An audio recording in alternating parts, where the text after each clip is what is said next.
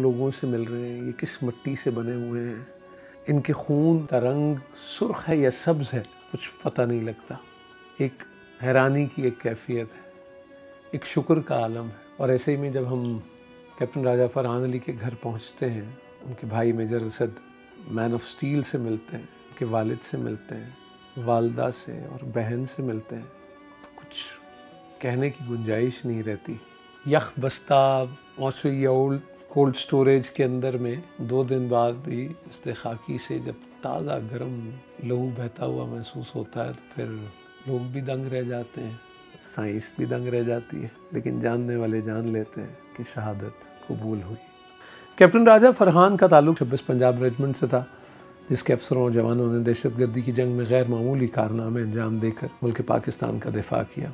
अल्लाह रब्बुल इज़्ज़त ने उनकी इस खिदमत के सिले में उन्हें हयात जावेदा अता फरमाई। कोई बच्चा ज़्यादा प्यारा होता है या सबसे एक जैसा प्यार होता है? मेरे चूँकि 2 बेटे हैं, बड़ा राजा असद अली है और छोटा कैप्टन फरहान शहीद है। मैं वैसे यहाँ पे बैठ के अगर कहूँ कि मुझे कैप्टन फरहान अली शहीद बहुत ज़्यादा प्यारा था, तो ये बिल्कुल गलत नहीं। और अल्लाह ताला ने दोनों में से फिर मेरा ख्याल है जो सबसे मुझे प्यारा था वो चुना। What it takes to be a son of the soil. It is very difficult to become son of soil. इस मुल्क के अंदर जो माएँ जो बाप अपने बच्चों को कुर्बान कर सकते हैं, उसका नेमल बदल दुनिया में कहीं नहीं मिल सकता।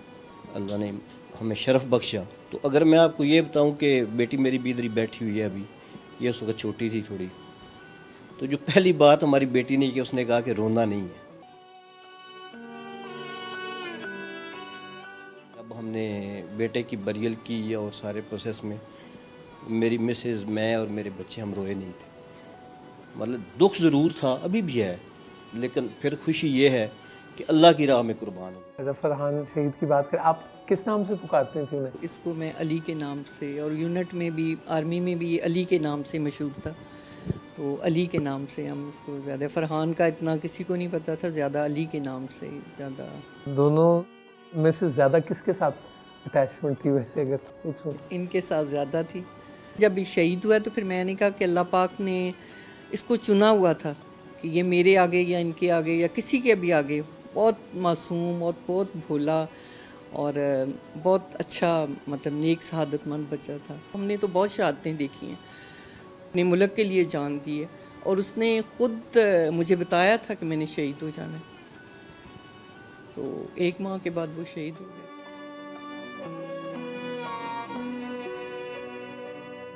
ये घर उसका है जिसमें मैं बैठी हुई हूँ, और उसने मुझे कहा था कि माँ मैंने शहीद हो जाना है और जो मेरी सब चीज़ें हैं वो आपकी हैं। आपने कहा कि रोना नहीं है, बिल्कुल जी। तो ये सबक कैसे मिल गया और किससे मिल गया? अली की शहादत से पहले हम 18-20 डेज़ पहले मिले थे।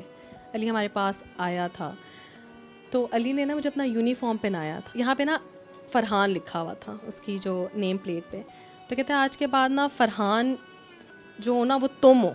तो मैंने कहा नहीं अली, तुम ऐसा करो कि तुम ना मेरा यहाँ पे ना नेम प्लेट लिखवाना है ना, ज़ारा का लिखवा। कहते मैं नेक्स्ट टाइम आऊँगा ना, कहते लेकिन ज़ारा तुम जो हो ना, अब ये वर्दी ना मैं तुम्हें दे के जा रहा हूँ।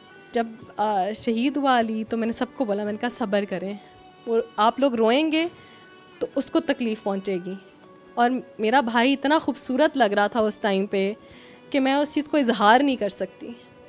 उसके जिस्म में से फूलों की खुशबू आ रही थी।